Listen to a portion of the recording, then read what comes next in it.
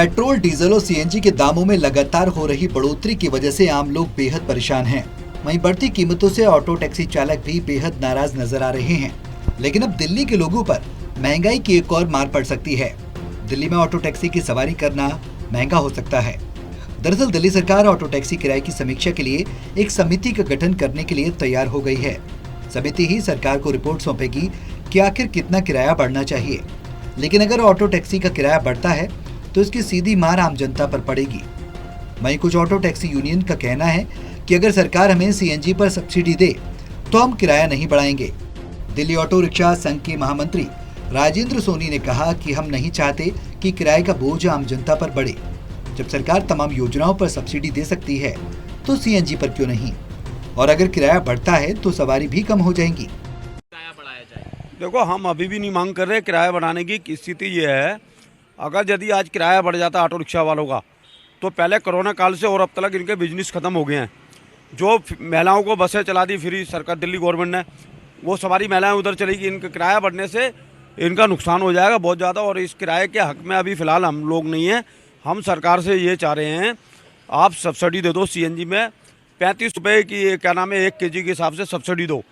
अनेक प्रकार की आपने 200 यूनिट बिजली फ्री कर रखी है, पानी फ्री कर रखा है।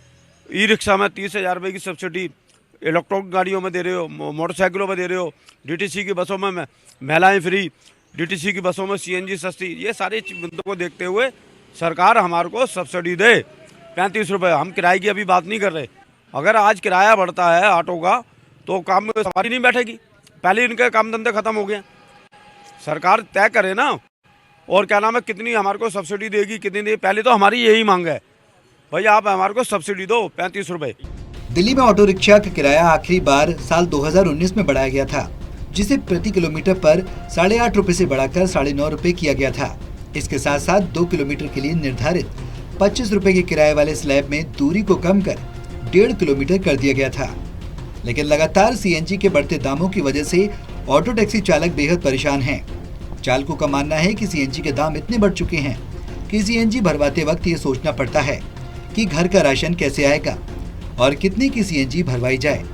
ऐसे में कुछ चालकों का मानना है कि अगर सरकार के द्वारा किराया बढ़ाया जाता है तो इससे बड़ी राहत मिलेगी। वहीं कुछ चालकों को डर भी है कि अगर किराया बढ़ता है तो सवारी भी कम हो जाएंगी। इतनी सीएनजी काफ़ी महंगी हो गई है, तो किराया बढ़ जाएगा तो थोड़ा परेशानी भी घट जाएगी, क्योंकि सीएनजी ज़्यादा महंगी हो गई है। अगर 2, 4, 5 बढ़ती तो कोई फ़र्क नहीं पड़ता, लेकिन 25-26 रुपये महंगी हो गई है सीएनजी, जब से किराया बढ़ा ही रहा है। काफ़ी अंतर आ गया। पहले 100 रुपये की गैस में चला लेते थे, 150 की में पूरा दिन। अब 200-250 रुपये, कम से कम 50-60 रुपये का अंतर आ रहा है रोज डेली का। किराया बढ़ाएंगे तो सवारी, पहले भी सवारी नहीं है, और किराया बढ़ाने से तो और सवारी कम हो जाएगी। तो अगर सीएनजी का रेट घट जाए तो और अच्छा है, किराया नहीं बढ़े तो। इससे सर बहुत बड़ी राहत होगी, क्योंकि आजकल रोटी कमाना खाना बड़ा मुश्किल हो गया है और महंगाई बहुत ज़्यादा है जो नहीं झेली जा रही, और कोई भी पैसेंजर रेट देने को राज़ी नहीं है। सीएनजी के दाम आसमान छू रहे हैं, पेट्रोल डीजल सब बढ़ता जा रहा है। सरकार को इस पर ज़रूर ध्यान देना चाहिए। हाँ जी, अगर दिल्ली सरकार करती है हम ड्राइवरों के लिए तो हम उसको बड़ी सराहना करते हैं। अगर किराया बढ़ जाता है तो थोड़ी राहत मिल जाएगी हमें। इस मुद्दे को लेकर दिल्ली में सियासत भी तेज हो गई है। दिल्ली कांग्रेस प्रदेश अध्यक्ष अनिल चौधरी ने कहा कि दिल्ली सरकार सीएनजी की कीमतों में सब्सिडी दे। किराया बढ़ाने से आम जनता पर महंगाई का बोझ बढ़ेगा, तो वहीं ऑटो टैक्सी चालकों को भी नुकसान होगा, उन पर सवारी कम हो जाएंगी। अरविंद केजरीवाल ने एक आज खबर दी है। खबर में कहा गया है कि कमेटी बनाई है, समिति बनाई है, और समिति जो है ये तय करके बताएगी कि कितना रेट ऑटो रिक्शा का या टैक्सी का बढ़ाया जाए। तो एक बात तो मैं आप सब साथियों के सामने पूरी तरह से क्लियर कर दूं कि हम रेट बढ़ाने का विरोध करते हैं।